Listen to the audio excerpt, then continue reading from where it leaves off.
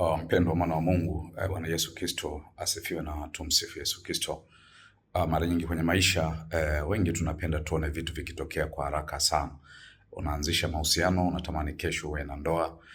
Unaanza biashara, kesho unatamani uwe tajiri, uwe mtu ambaye umefanikiwa sana. Unaingia kwenye kazi, unatamani kesho uwe kiongozi au uwe bosi, upate mshahara mzuri, kazi yako ikulipe, ufanye mambo makubwa. Lakini umeingia kwenye huduma leo tu, unatamani kesho labda uwe kiongozi mkubwa katika huduma, kiongozi wa kiroho, mtu unayetambulika, unatamani uwe mhubiri mkubwa. Lakini Mungu huwa anafanya kazi kwa mchakato.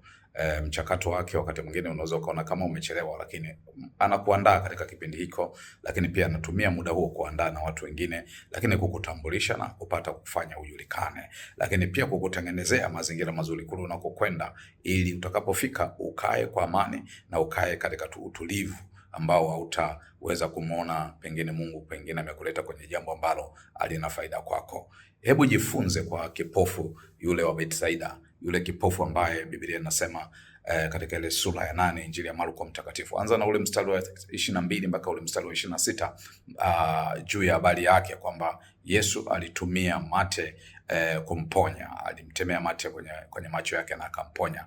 Maandiko yanasema wakamleta yule kipofu kwa Yesu. Kumbe kuna watu ambao wanapaswa kutuleta kwa Mungu. Kuna changamoto fulani unapitia, mama yako, baba yako, ndugu zako, mke wako, mume wako, wazazi wanaweza kukuleta kwa Mungu, kanisa likakuleta kwa Mungu.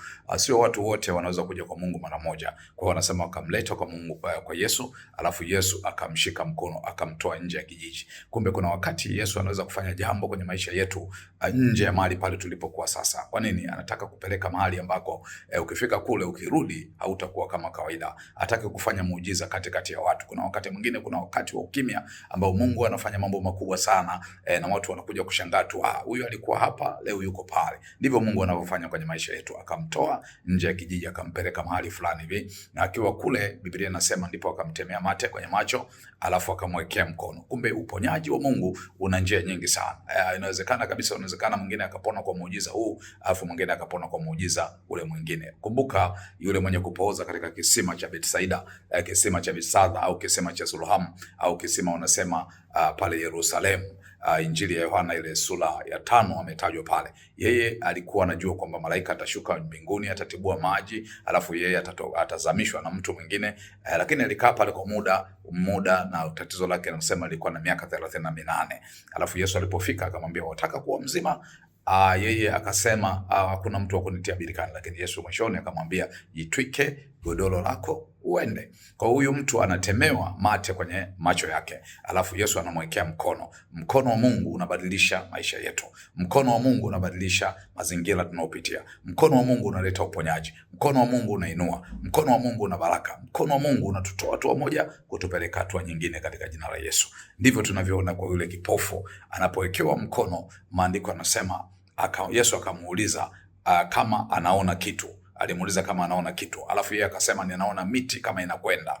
Yaani anaona miti inatembea. Anaona miti inatembea. Kwa hiyo nini ambacho tunajaribu kujifunza kwenye hili neno ni kwamba Mungu ni wa mchakato, anafanya taratibu. Leo unaona kwamba nimeanza biashara na mtaji wangu mdogo, lakini kuna mahali Bwana anakupeleka katika jina la Yesu. Leo umeingia kwenye kazi na unaona kazini ulipoingia kile ambacho anakifanya akiwapi watu furaha. Wengine wanakukatisha tamaa, wanasema hujui kazi, lakini mtumishi wa Bwana usiache kufanya kile unachokifanya. Umeingia kwenye mahusiano, wewe tenda tu kwa uaminifu. Jina lako leo linaonekana dogo, lakini kuna mahali Mungu anaenda kukuinua katika jina la Yesu. Endelea kumwamini tu. Yule kipofu aliposema ninaona vitu kama vinakwenda, maana yake ilikuwa ni mchakato. Kwanza alikuwa haone kabisa, lakini pili akaona vitu kama vinakwenda. Na Mungu akafanya kwako katika jina la Yesu. Ukaanze kuona taratibu, kuna mambo Mungu atafanya kwa kadiri ya imani yako. Unapoanza kuona ushindi, maana yake ule ushindi umetokea katika jina la Yesu. Unapoanza kuona mafanikio, yale mafanikio yametokea kwa jina la Yesu. Unapoanza kuona umeinuka, amini Mungu atakuinua katika jina la Yesu. Kwa hiyo yule kipofu hakusita kumwambia Yesu kile anachokiona. Usisite kumwambia mchungaji wako. Usisite kumwambia yule ambaye anakuhudumia kiroho kwamba mimi ninaona kitu fulani. Usisite kumwambia Mungu kile unachokiona. Anasema ninaona kidogo, ninaona miti kama inakwenda. Alafu Yesu akamwekea tena mkono. Huu ulikuwa ni mguso wa pili. Kumbe Mungu anaweza kutuinua katika miguso zaidi ya mmoja. ni hatua, ni mtiririko wa hatua, na zile hatua zinapokuja, unawezekana kipindi fulani anakupa kipindi cha matazamio, kipindi cha uaminifu, kipindi cha uvumilivu, alafu kuna mahali anakokupeleka, kwa sababu yule kipofu alibidi akaone vitu vingi, maana yake alitakiwa aanze kuona kidogo kidogo. Kabla hapo alikuwa aone kabisa. Mtumishi wa Bwana, inawezekana uone kabisa sasa, lakini amini kabisa kwa mguso wa kwanza utaenda kuona kidogo, alafu uko mguso wa pili ambao yule kipofu wa Betsaida anatuonyesha kwenye ile Injili ya Marko Mtakatifu sura ya 8. Akaguswa tena na Yesu, alafu akaona mambo yote. Alafu nini kilitokea? Yesu anamrudisha kijijini, alafu anamwambia usiingie kule kijijini. Aende wapi? Aende mahali pengine. Unajua kuna vitu ambavyo Mungu anafanya kwenye maisha yetu, sio lazima kila mtu ajue.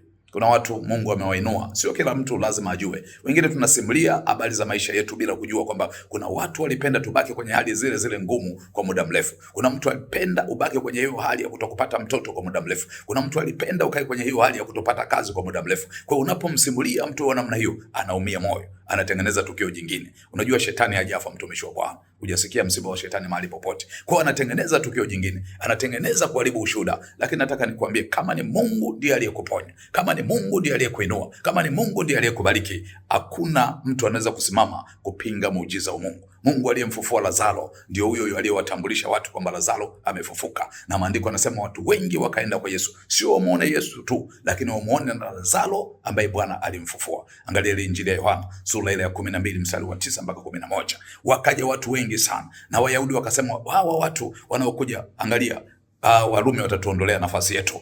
Ni nini wanajaribu kusema? Wanajaribu kutaka kuua ushuhuda unaoishi. No one can kill a living testimony.